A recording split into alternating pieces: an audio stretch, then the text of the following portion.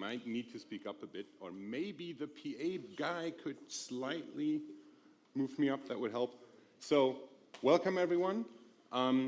The topic of my main keynote today is like, why are we here? Because I think it's a very important question to ask ourselves. For those that don't know me, I'm Matthias Schreiber. I'm the CEO of TYPO3 GmbH. I have a history of roughly 20 years, slightly over the top, in open source software. The rest of my band defines me as the world's okayest guitarist. And because I suck at playing guitar, whoops, that works, I DJ by night. So first off, I'm so glad to see people in person again. I don't know how you feel, but for me, this is just like, I missed this. I truly missed this. And one thing that we realized in those past 2 years, and I'm pretty sure that others felt the same way, is that COVID was horrible for communities. And we spent quite some time trying to figure out why that is, you know, get to the bottom of it. It's not just that you have like weird feelings about what's going on in your future, but it's also how do you interact with your colleagues, with your friends. So obviously we started out with remote work, you know, so pandemic hit and we were like, home office, not a problem, right? Everything runs in the cloud, we can communicate with people, no issues whatsoever. So we know that technology could make it possible to properly work remotely, even if we're not experienced with that. Quick show of hands, who heard that multiple times over the last 2 years? On the other hand, we figured out that all that technology was easily accessible because it was all there, right? I doubt that many people had to install software or rent servers or something like that. It was just readily available for everyone. Then there were the tons of tools, right? I don't know who had the Google Meet versus Teams versus Zoom versus whatever discussion. And in terms of the pandemic, we also said it's safe, right? We can keep distant, but still work together.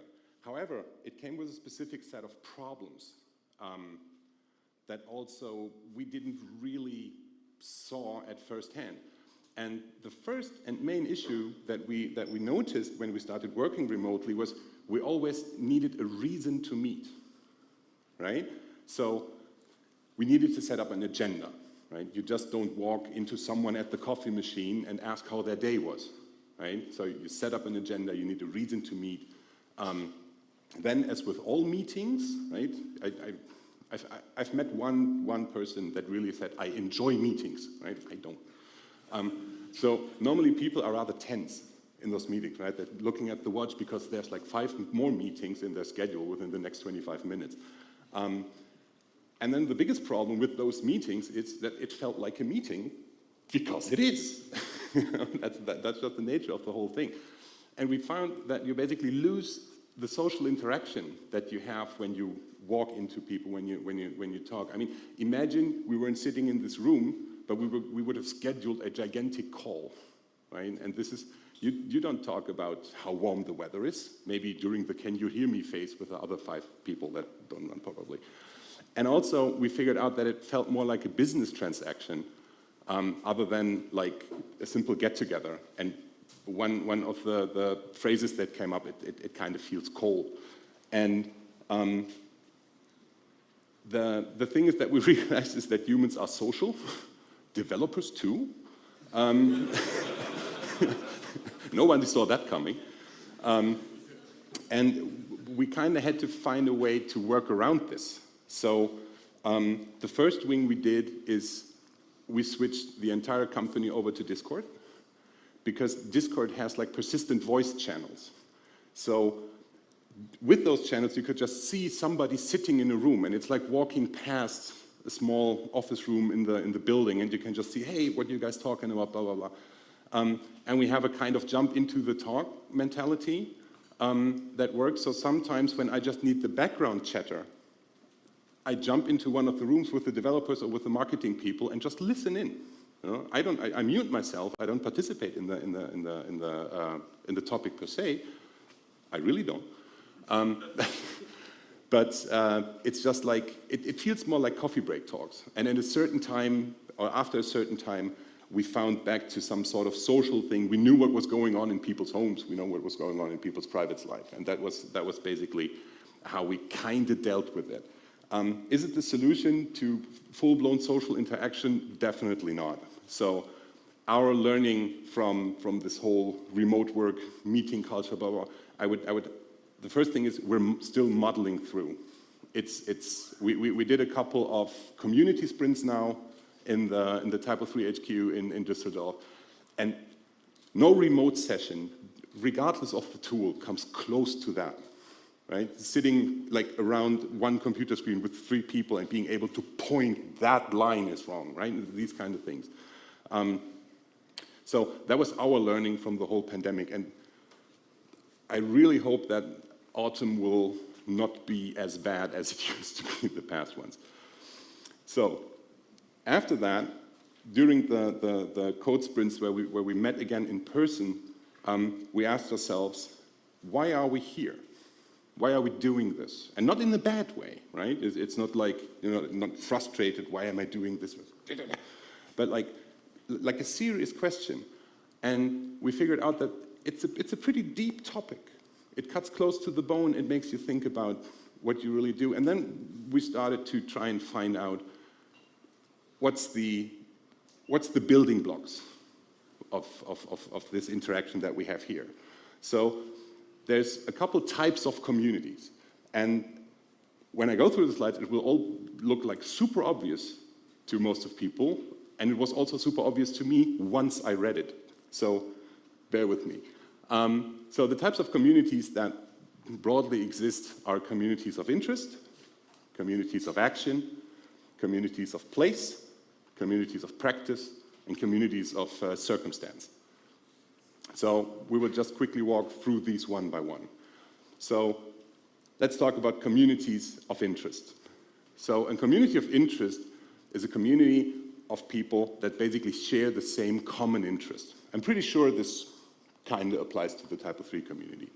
So there's a huge focus on the passion that people bring with it, with a lot of depth and focus on that specific topic.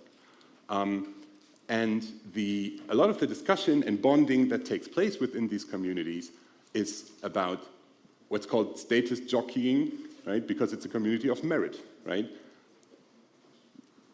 I mean, we have a lot of people that are, say, more exposed within the TYPO3 world because they do things, right? And other people see them doing these things, and this is how status jockeying technically works.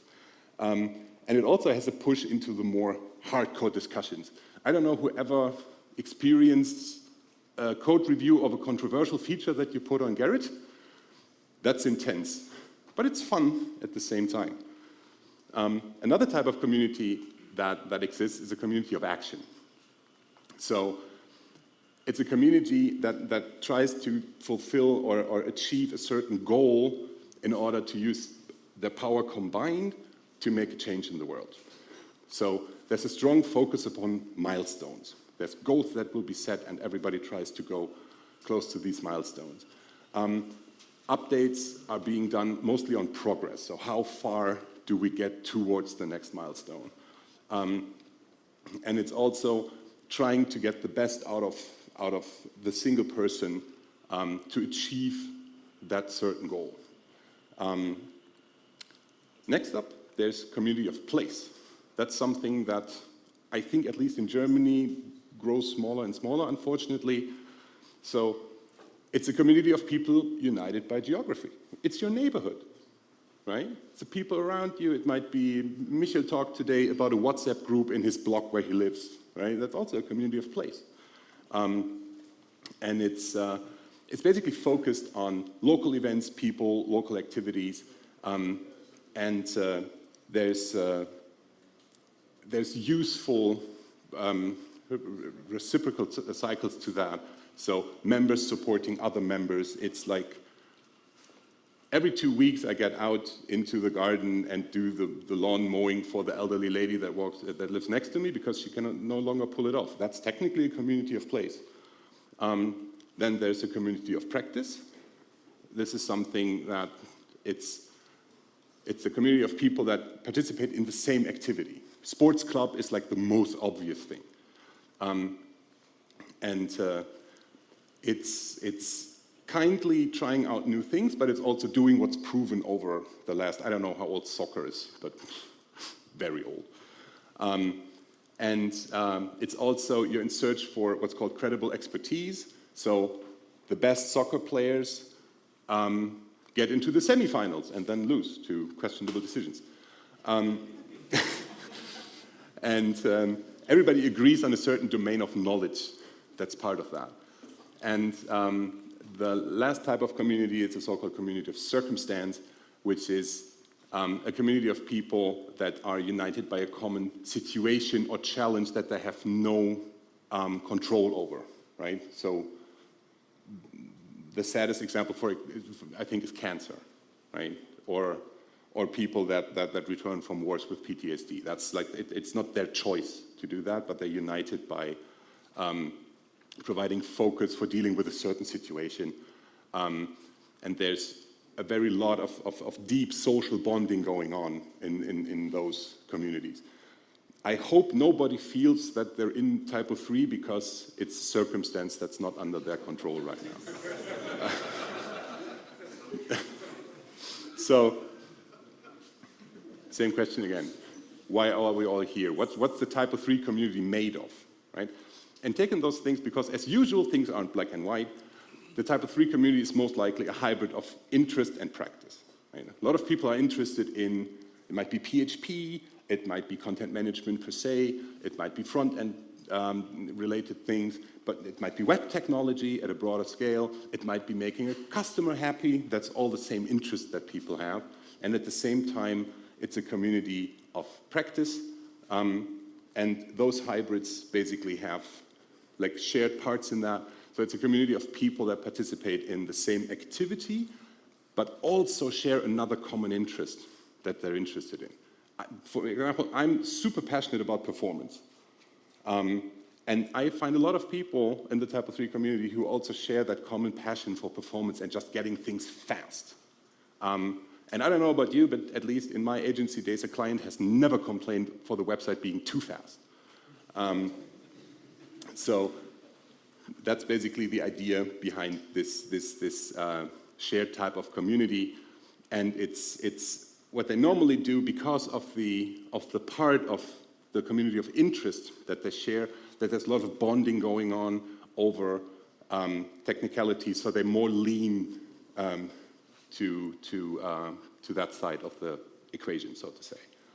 And now the really big question for us was, how do we align our activities, the things we want to do, in a community that's rather diverse, right? Because people are interested in marketing, people have small clients, people have huge clients, people have clients that are, say, public sector, and then there's associations, and then there's higher education, and then there's Boeing, right? And we all try to help those clients make a change and be successful. So in order to align these things, we need a vision, a mission, and a purpose. And the idea behind the vision is that we all can ask ourselves, what do we want to achieve? Where are we going? What's the journey we're on? In what direction do we move?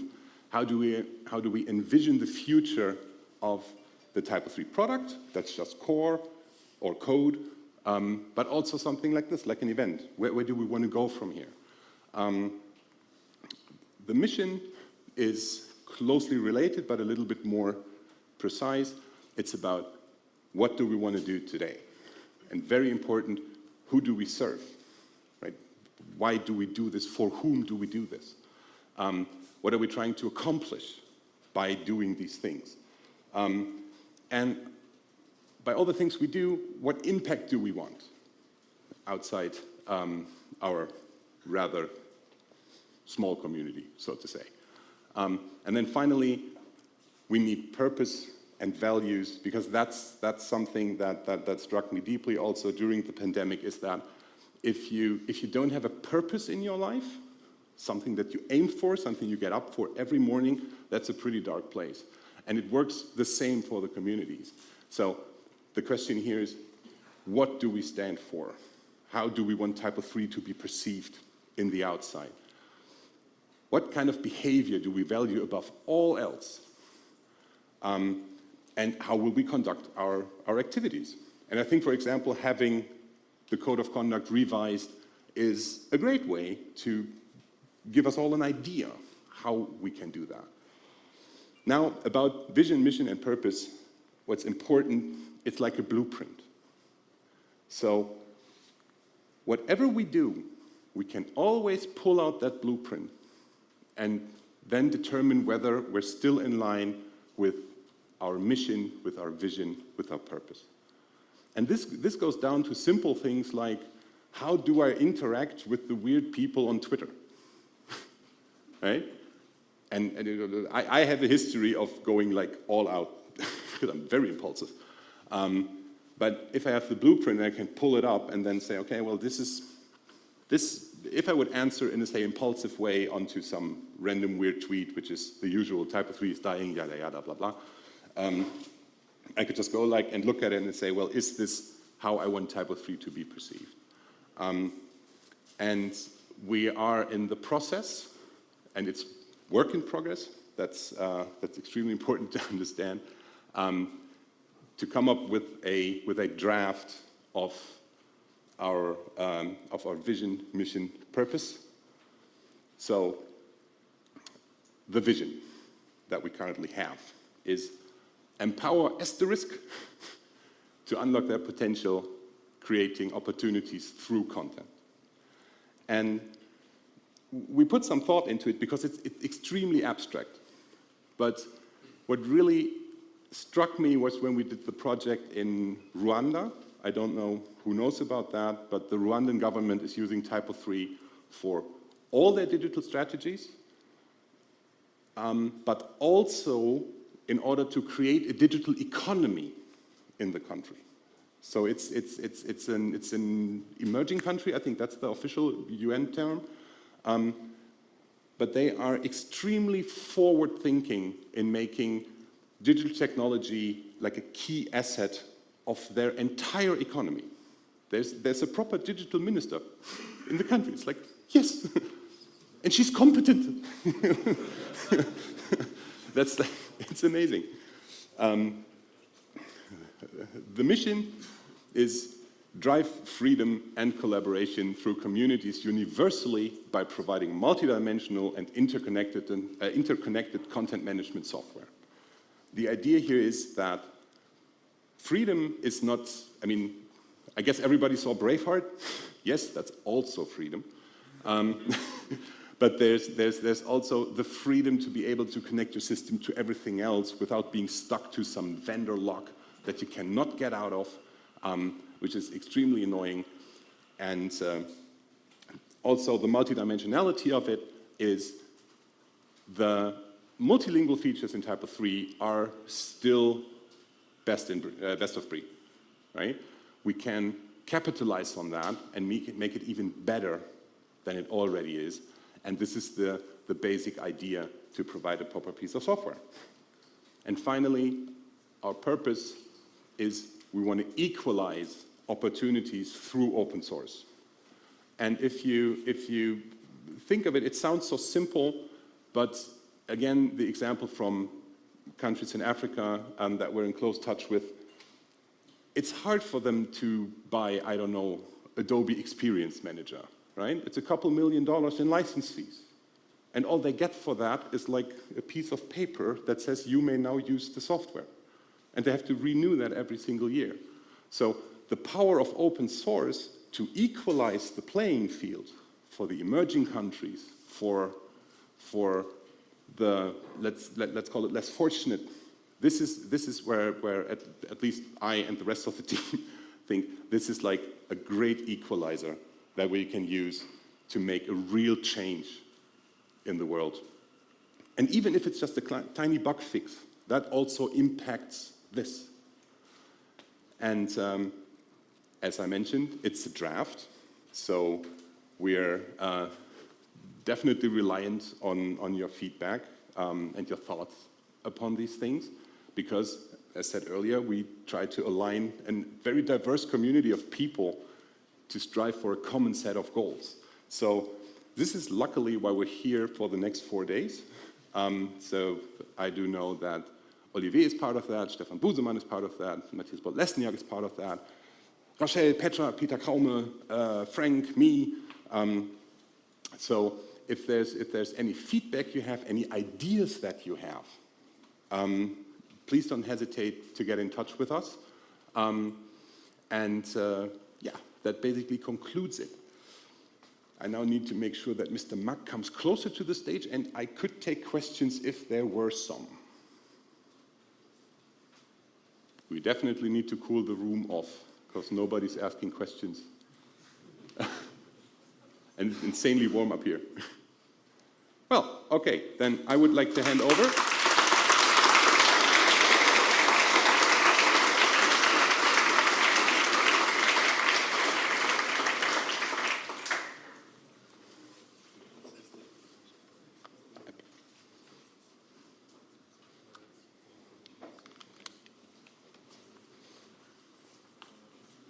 Bist du an?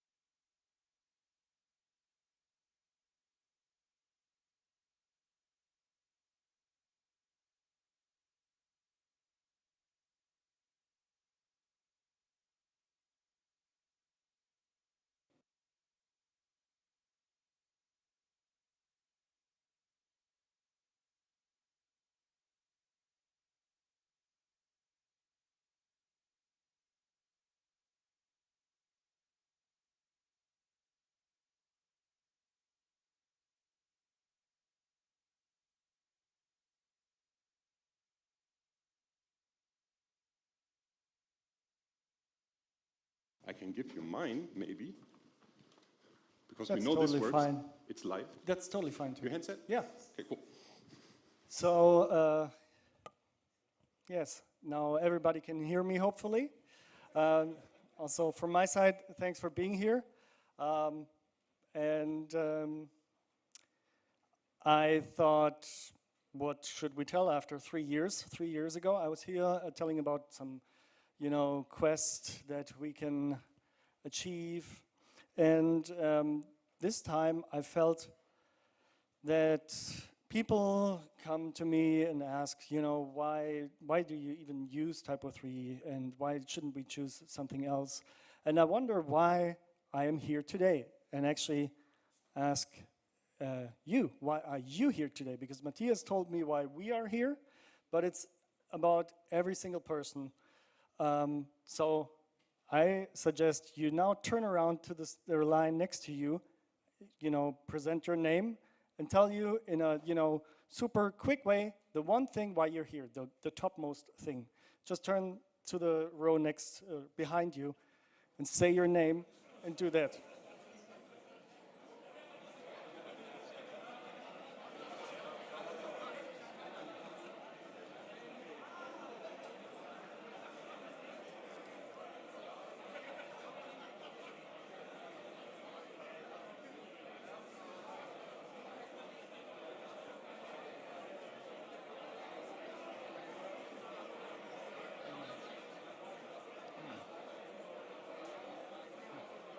Okay, that was basically just one sentence.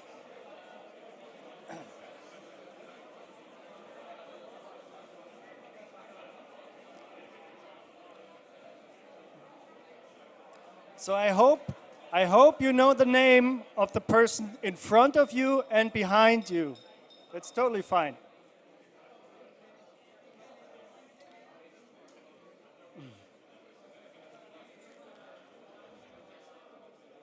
Okay, well, it's easy to quickly come up with a reason why you are here. And today we want to dive a little bit deeper, not just because we are here, but why you are here.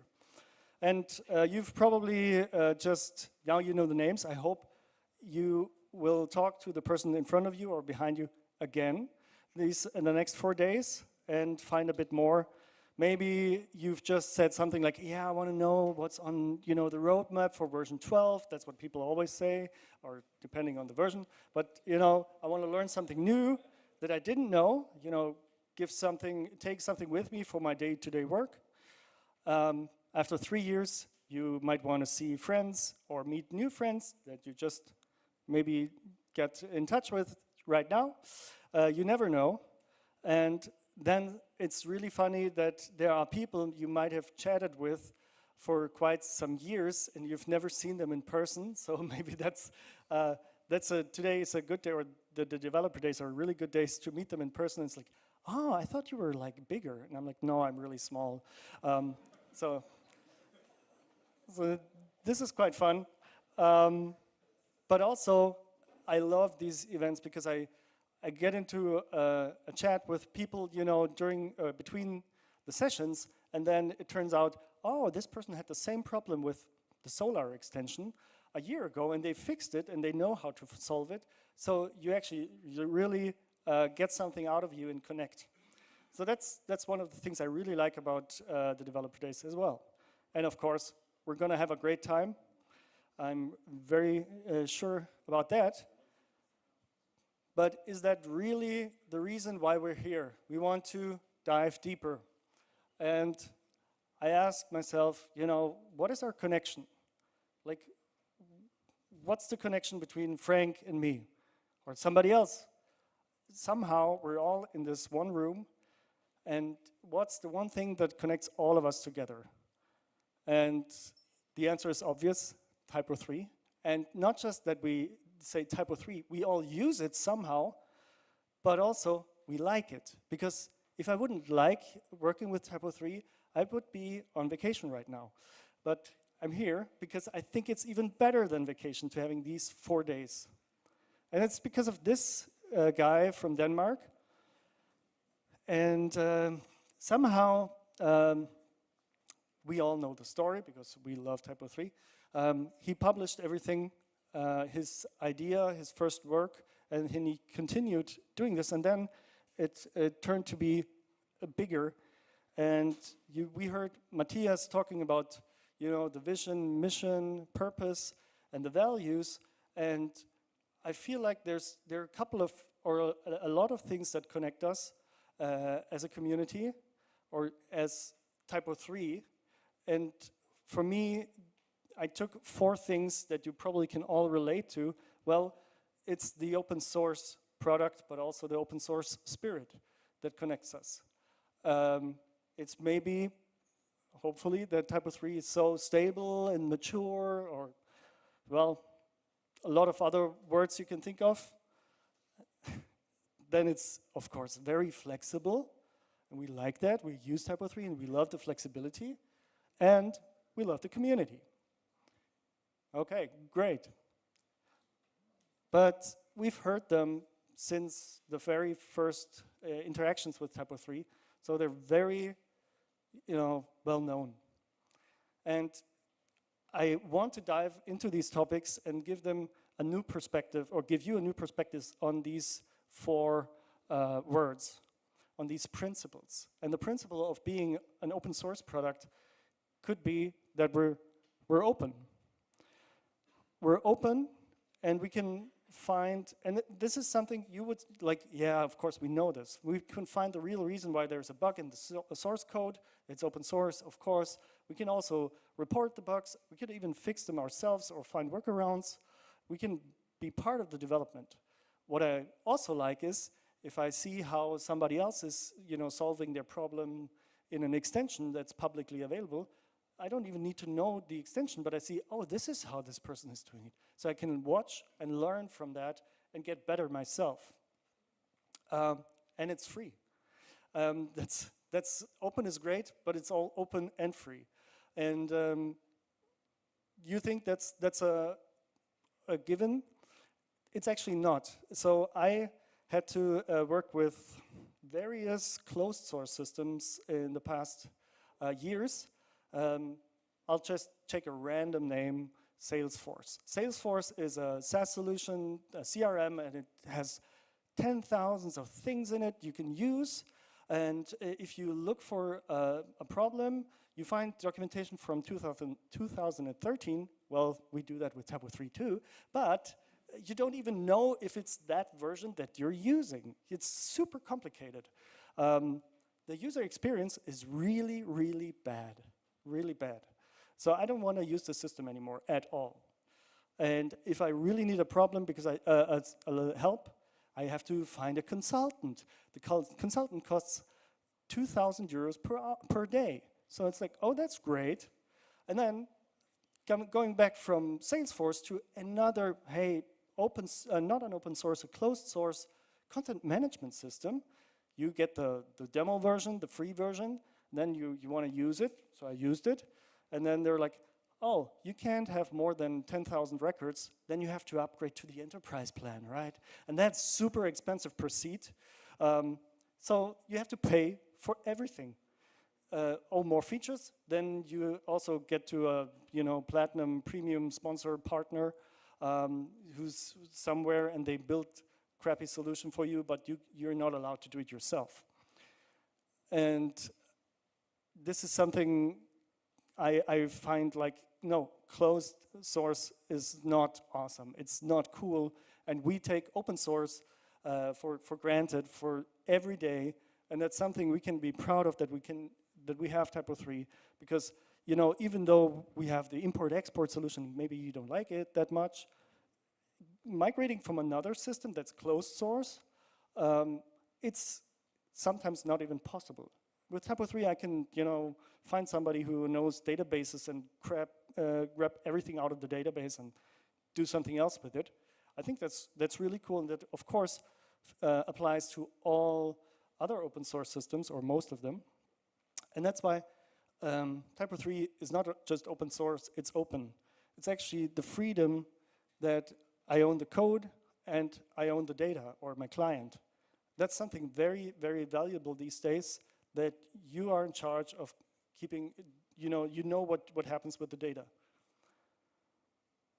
Then open means for me that it's also an inspiration. If I look on how other people solve problems technically, or through tutorials, videos, that's really cool. But it's also an invitation to participate. If I'm at a closed source system, I would never come up with the idea to participate in a solution that I already pay a couple of thousands per month or a couple of 10,000s per month to use that system. So being open is a cool thing. But I also talked about stability. So I took this picture. I didn't take the picture, but I used this picture because it's like, I don't know how many 1,000 years this thing is up there, but it's still there. It's TYPO3 has, Olivier laughs, because TYPO3 is, what would people say? It's old, outdated, the user interface is outdated, and there are a lot of cool new systems out there that we should use instead, but the stability is something that's a good thing. We have concepts like the page tree or TCA that we love, and we also know how it works, and we don't just throw them away. The core principles like the separation of a front-end website and the back-end, the management interface, or the permission system. Now people are like, oh yeah, I think that we need a better solution.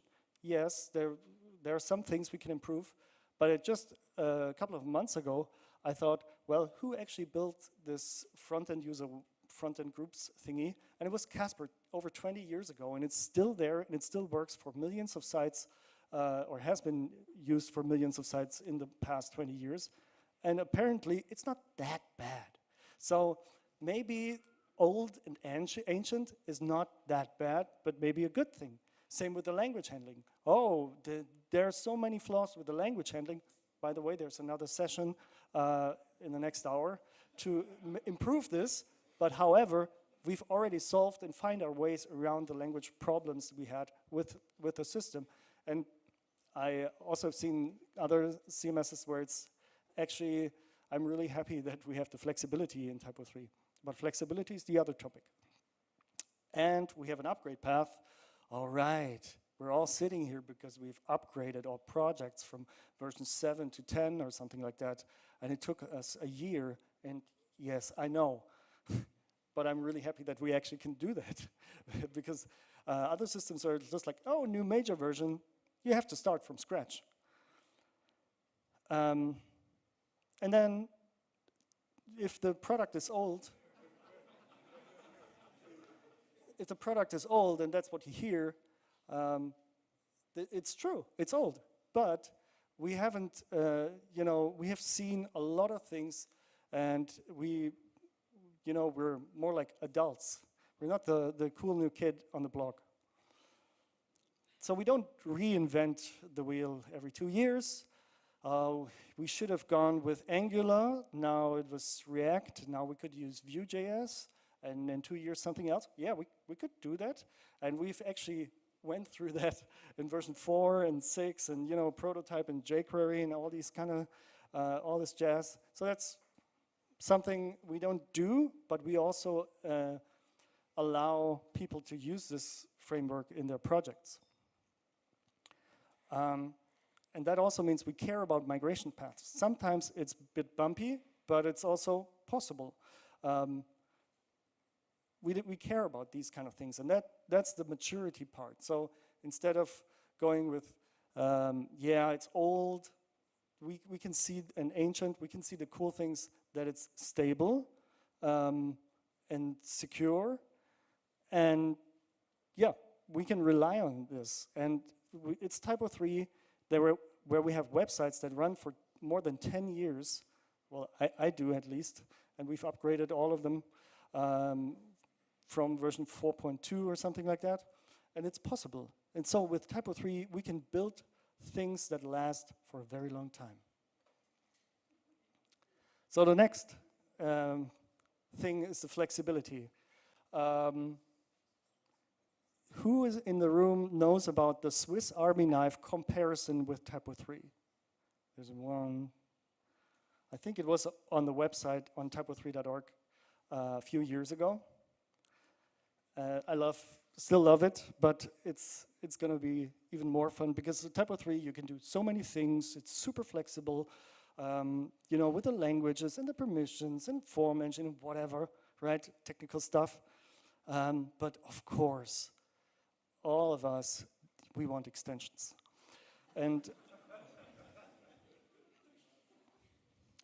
TYPO3 is really powerful through extensions. So in a nutshell, we have user tsconfig in TypoScript, so you have millions of options available, and basically PHP might be the limit or not. TYPO3 can run in the cloud. You might don't even know, but it's possible. You can run it on premise, so it's really flexible. Doesn't matter if you build a project with 1 language or 50 languages. You can use X base, PI base, whatever base you want. You can do this with TYPO3. So, oh, great. We know this story. But if you think a bit further, TYPO3 is just the Swiss Army knife. TYPO3 is just the tool. So if you think about this, then TYPO3 is here to help you. TYPO3 is the Swiss Army knife. And the people who built this Swiss Army knife, I don't know. Let's take the Swiss Army knife and there's these cool scissors. So what can you do with the scissors? Well, I started using the scissors to cut paper. But maybe that's what the inventors of the Swiss Army knife thought of as well. But you can also use it to trim your nose hair if you want to. So you see, I don't know if they have it in the manual that you can do this kind of stuff, but the Swiss Army knife is something that that's the tool for the problem you have to solve.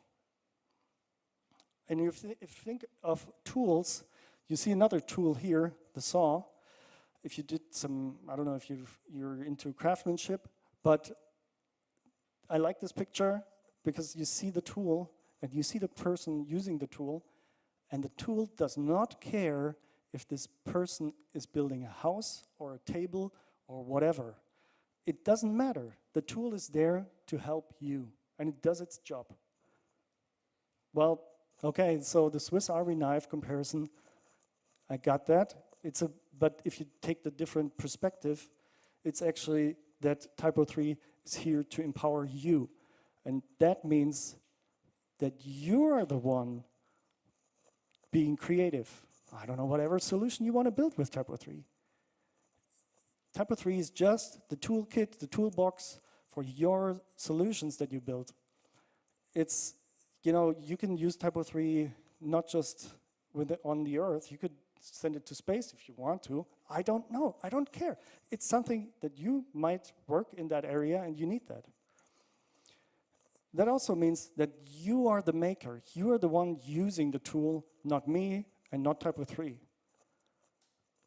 And if you think of that, then you are the person in charge. That's Serena Williams, by the way, when she was a kid. And she just practiced and learned more and more and got better and won I don't know how many things in tennis. But the idea here is that it's not the tennis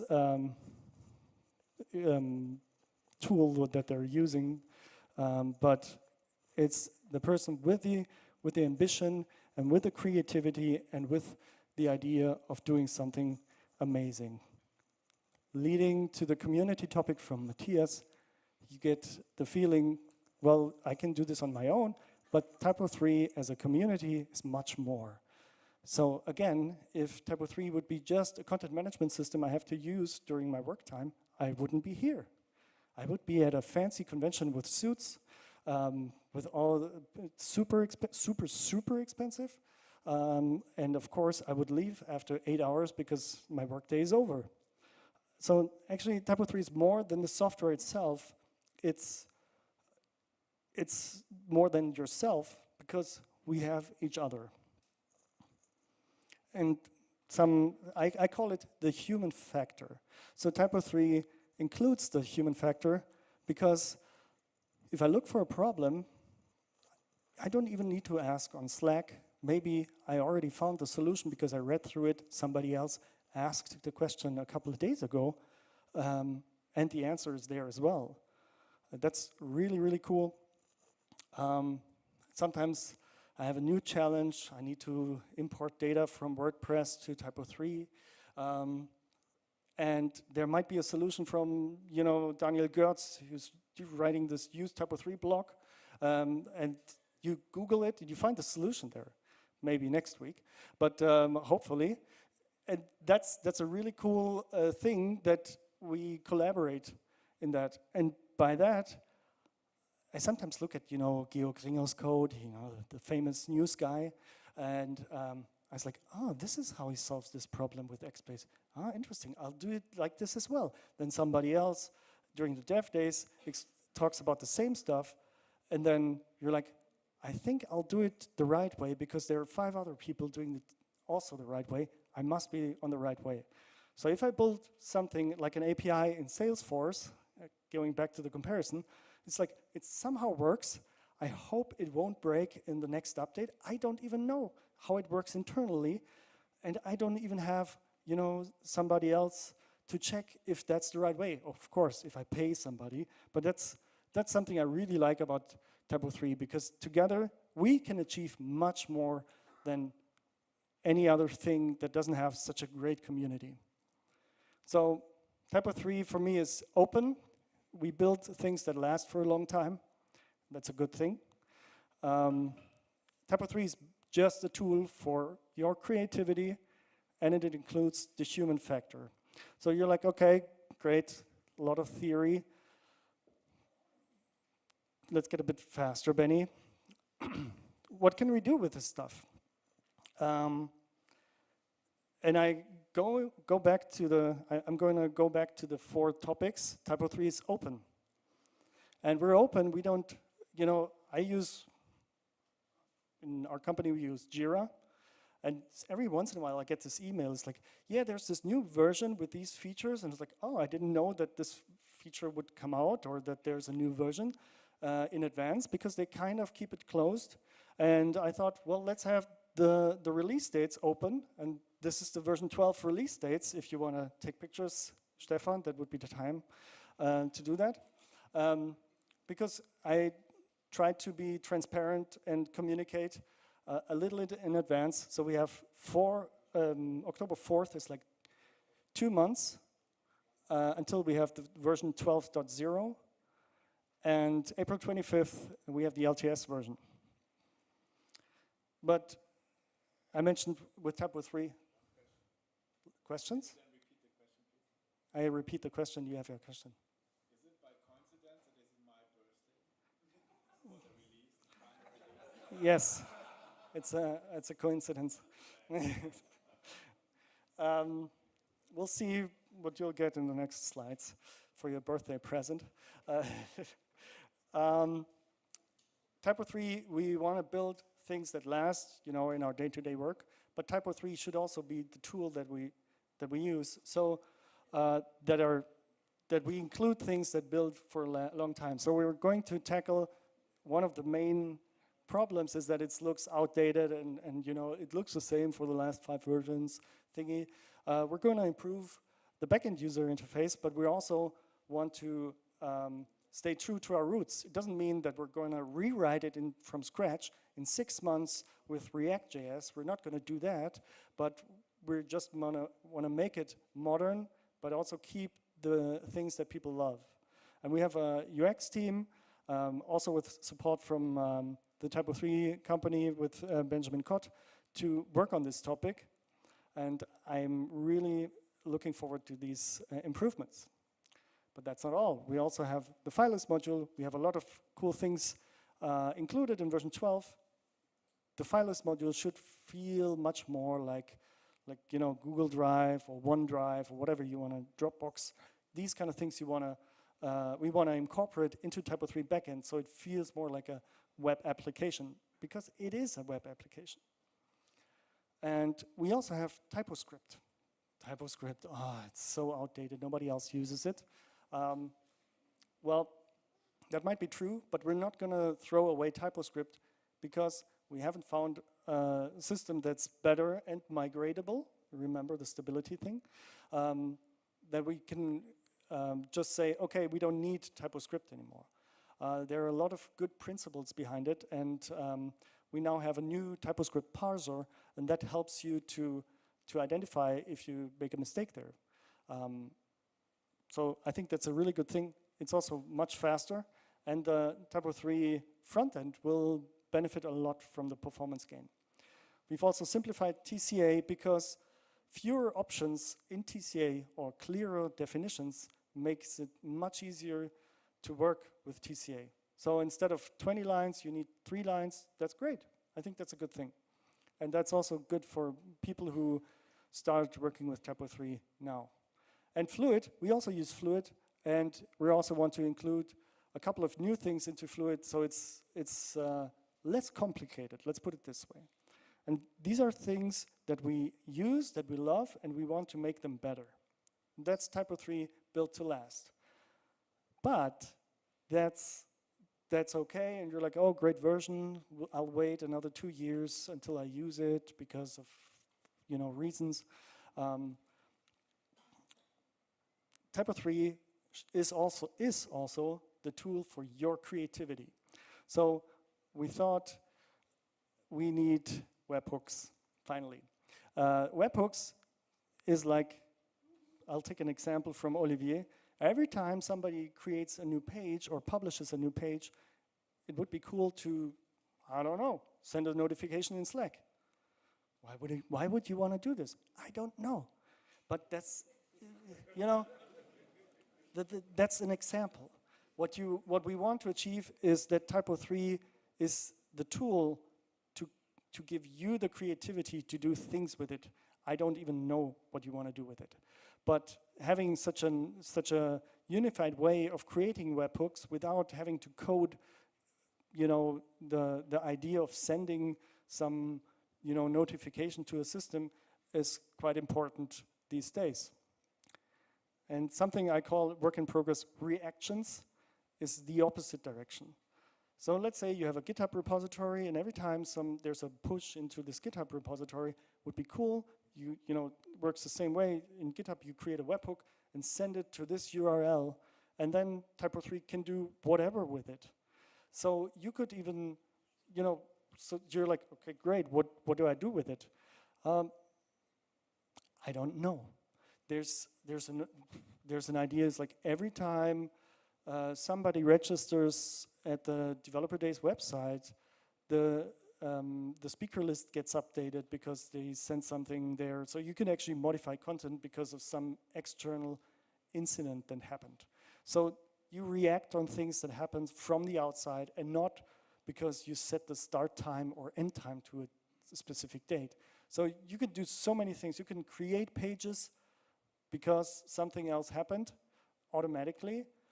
I would love this feature, by the way, for TYPO3.org, because I have to create a news article manually every time I do a release. So it's nice, to use the backend and stuff, but it's always the same. If I would have a reaction in TYPO3, I would say release and tell TYPO3.org. So I would save quite some time. These are just my ideas. Something we already have included into version 12 is that we've reworked the backend modules, the registration, the linking stuff, the templating stuff. It's much easier to create your own backend module. I would say compared to version 11, you'll save 75% of your time. If you know what you're doing, in terms of like, what do you want to do with it?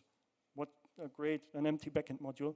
But of course that needs to happen. But we're really fast, and that helps you to build cool new things. I don't know what you want to build with it, but we use the things that we have. And something we have to, with a structured content initiative, we want that it's much easier and quicker to create custom content types. So any kind of record should be created or defined much faster. So we now have not just release dates, but a couple of roadmap topics. This is something preliminary. I just put this up because I won't do this by myself, and not even just with Benji, but there needs to be quite more people, and maybe this will shift. Maybe there will be another feature that might be much even cooler that I know of in version 12.2, and that's where you come into play, because TYPO3 includes the human factor. I'm quite sure that you have much more ideas than I have. I'm just a guy standing in front and reading through the slides, but you're the one with the ideas, with the needs, and with the problems that you have already solved. So you're the one creating building the creative solutions. And yes, sometimes you need to be creative. You can build features or extensions. It's not just a one-man show. You can even sell TYPO3, and that's like, hey, we're at a developer conference, don't talk about money. Selling is not about, paying, you have to use TYPO3, give me your money. It's actually, we talk about it.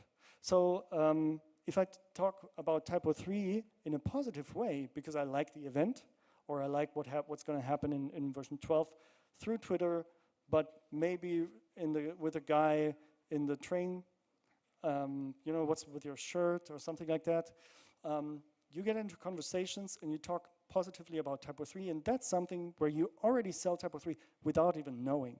So you're part of the whole human factor concept of TYPO3, because you empower others to do really great things you don't even know. So sometimes it's just really a small talk here during the dev days where you're like, oh yeah, I would never use whatever Flexbox anymore, just go with grids. There's one, just Google for blah, blah, blah, and then that's the way to go. And they go nuts with that stuff. And you don't even know, you don't get a reaction back, but that's okay. That's part of the human factor, because you are the one that is responsible for the success of TYPO3. every one of us, not just a Benni or Matthias standing in front. We are all here because we like TYPO3, and just because we're already here, we're part of the success. We're making TYPO3 even more successful. I could stand here with nobody in the room. I don't know if I would talk like that, but it would be not so much fun. And it's much more fun with you. And the same goes with the community factor, with the human factor being here. So TYPO3 being open, we build things to last. It's a tool for your creativity with the others here in the room. And that makes TYPO3 not special, but TYPO3 is what you make out of it. So, nice keynote, blah, blah, blah, Benni, thanks. Again, we'll wait for the LTS release and celebrate Olivier's birthday. We can do that. But maybe you remember the question, why are you here today? Why are you here at the Developer Days?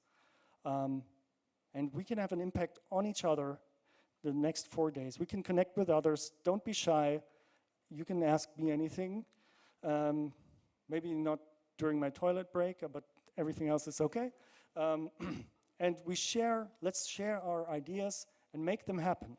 So tomorrow's coding night will not just be,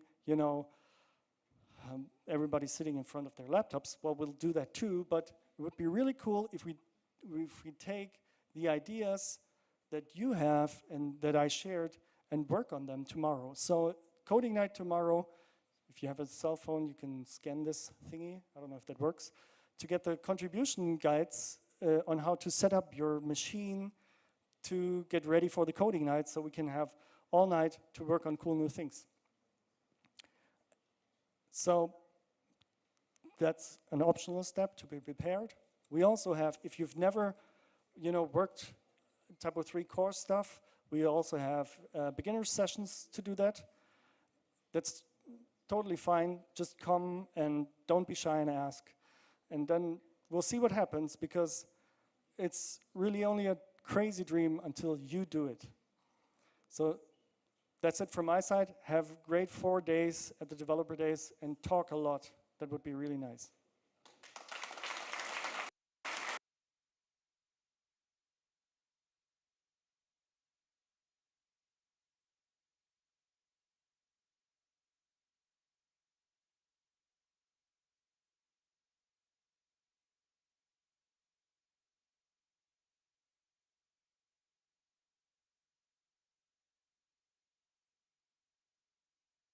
Is it on? Check, check.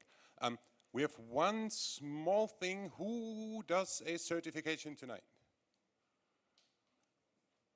First thing, please make sure that you bring like a device with you, like a laptop or stuff. And if you haven't checked in and accepted NDAs, blah, blah, blah, all the prerequisites, please do so. You can talk to either Frank right here and Andy. Where is he at? No, not you, Andy Wolf. That was. We have multiple Andys. It's the mountains in South America, the Andes.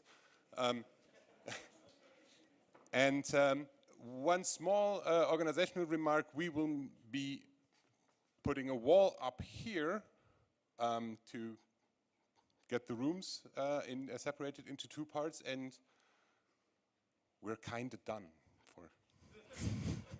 So enjoy the Developer Days. Thank you all for being here. Enjoy the stay.